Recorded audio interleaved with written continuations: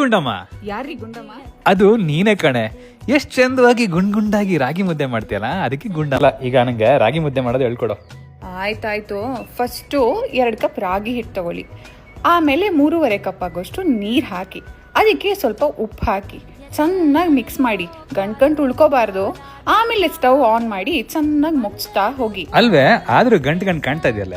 ಕಾಣುತ್ತೆ, ಆದ್ರೆ ಮುಗಿಸ್ತಾ ಗಂಟು ಹೋಗುತ್ತೆ. ಅದ್ರ ಜೊತೆಗೆ 1-2 ಚಮಚ ತುಪ್ಪ ಹಾಕ್ತಾ ಚೆನ್ನಾಗಿ ಮುಚ್ಚಿ. ಓ ಹೌದ್ ಮರೈತಿ, ಈ ಗಂಟೆಲ್ಲ ಕಾಣ್ತಲ್ಲ ಈಗ. ಆಮೇಲೆ ಬಿಡು, ಇನ್ನೇನ್ ಮಾಡ್ಬೇಕು ನಂಗೊತ್ತು. ಇನ್ನೇ ನಿನ್ ಹೆಲ್ಪ್ ಬೇಕಾಗಿಲ್ಲ, ಆಯ್ತಾ? ಇರ್ಲಿ ನೋಡ್ಕೋತೀನಿ. ಏನೋ ಮಾಡ್ತಿದ್ದೀರಲ್ಲ, ಮಾಡ್ಕೊಳ್ಳಿ.